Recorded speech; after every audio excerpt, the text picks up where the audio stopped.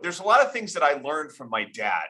But among them were just the grit it takes to be an entrepreneur, and also, that was a very low margin commoditized business, and just like relationships were everything in business. If you take care of your clients and do a great job for them, they'll take care of you. And so I kind of grew up with that ethos. And then, kind of got into technology and was doing some different interesting things. Some things working out, some things not.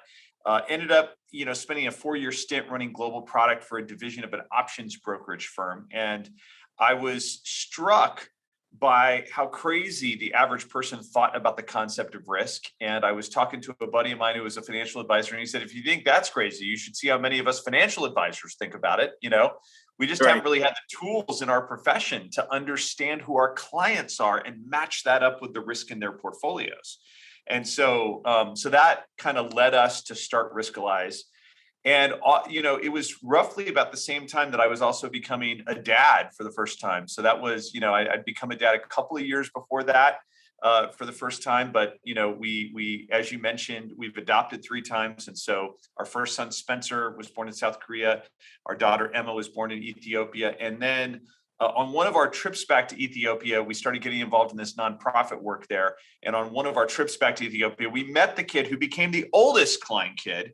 That's Teddy. And so he is our sophomore in high school. Spencer is our freshman in high school, and Emma is our 7th grader. And they are amazing kids. And like I said, we're just your typical average Korean, Ethiopian American family. Love it. Love it. Well, that's great. So then you founded this firm, and then, of course, you have a great idea, you create a system, and then you have an initial run at it, and then you realize here's all the things we can do to change it and make it better and better. So a bit about the evolution. I mean, I've seen it with clients, but how did that all develop, and then where is it today? Yeah, we did start out with that core idea of like it should be easier and more effective for financial advisors to help understand who their clients are and match that up with the risk in their portfolios. But if you dig down a level deeper, it should be easier to understand risk as an investor, as a client, right? And make really good decisions. One of the things is I sit back and like look at the world. The problem with investing is that our psychology works against us, right? When markets are going, up, everything just feels easy and exciting and it's great. And we just want to put more money to work and put more risk on and like, let's go, go, go, go, go. And then, when markets are down, we're feeling nervous and emotional, and we're wanting to sell and take money out and take risk off and all these things.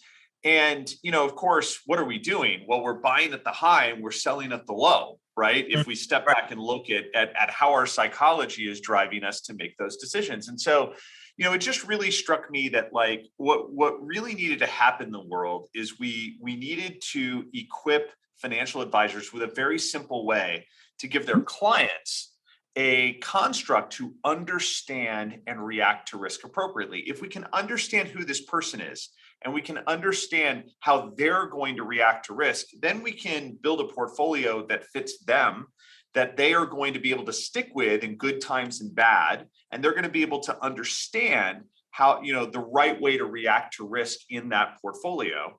And that ultimately is what can transform a fearful investor who makes bad decisions into a fearless investor who makes really great decisions. And at the end of the day, like that is the input that amazing financial advisors like you need. You need clients willing to make great decisions, because that's the input that you transform into amazing financial outcomes, right? Right. You're great at what you do, Brian, but you're not a magician. You can't take a client who consistently makes bad decisions and turn that into a great financial outcome, right? Right. And so that was the core idea behind our software and what we were trying to build there. It's been really exciting. Today, we get to impact millions of American households through the tens of thousands of financial advisors that we have the great privilege to serve.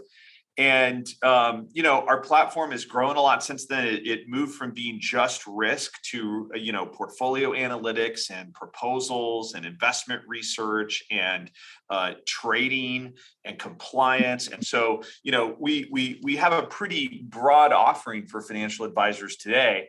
But it all did start, and we still say we are a risk-centric wealth management platform because we really help advisors engage and meet their clients at the intersection of risk. And we think that it belongs there at the center of how advisors engage with clients. There are some people who have said, well, there's two things advisors should never talk about with their clients, and it's not religion and politics, right? They say it's risk and the short term.